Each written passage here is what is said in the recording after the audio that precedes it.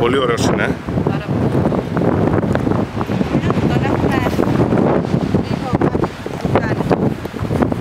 Συντηρήσει εννοείς? Ναι. Καλό είναι αυτό. Ο χώρος ανήκει εδώ στο πολεμικό ναυτικό από ό,τι λέει. Ναι, το άκουσα. Το είδα. Οπότε μπορεί αυτοί να τον έχουν συντηρήσει.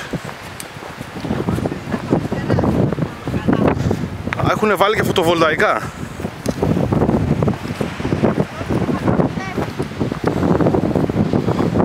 Ο χώρος παρακολουθείται με κάμερες ασφαλείας.